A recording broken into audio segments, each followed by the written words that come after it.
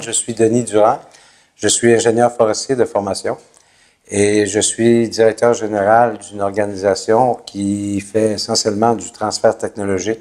Je crois que ces modules ont permis de mettre à jour les plans de formation qui existaient déjà auparavant. Les plans de formation dataient de plusieurs années, si ce n'est des années 50-60.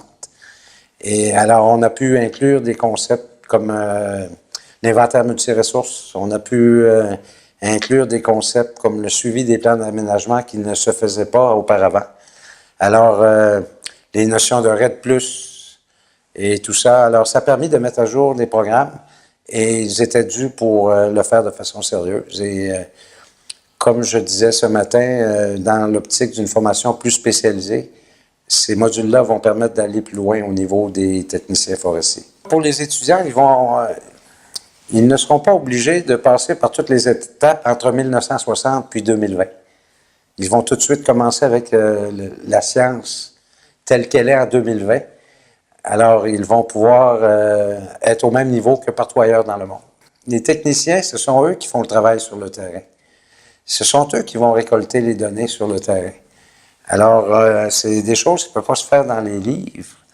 Et cette formation-là est pratique. Et ça va permettre au pays de récolter les informations nécessaires pour bonifier leur plan d'aménagement, essentiellement d'en faire le suivi aussi. Bien, je pense que le rôle de l'OIBT a été important dans ce cas-ci.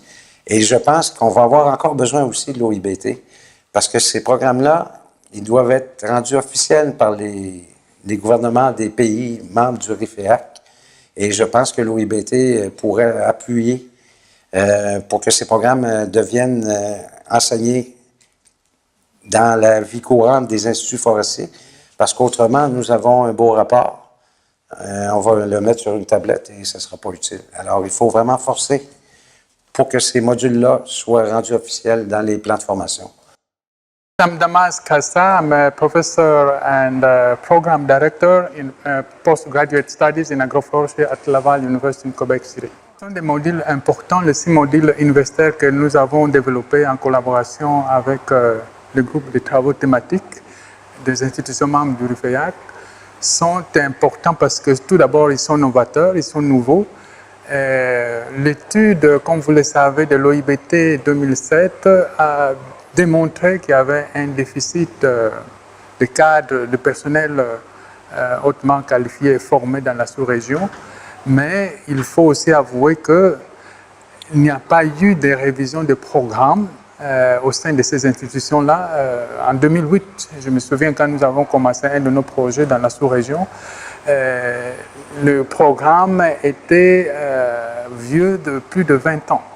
Donc, les nouveaux modules qu'on vient d'introduire apportent un changement important dans la modernisation de la formation forestière au niveau des institutions membres du RIFEAC. Aujourd'hui, le module apporte des éléments nouveaux. On parle par exemple des inventaires multiressources.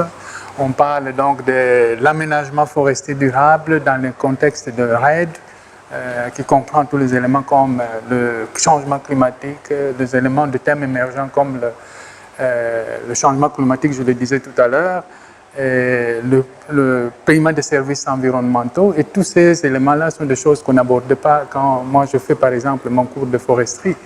Et ces programmes-là qui datent de plus de 20-30 ans ont encore été enseignés au sein des établissements de la sous-région.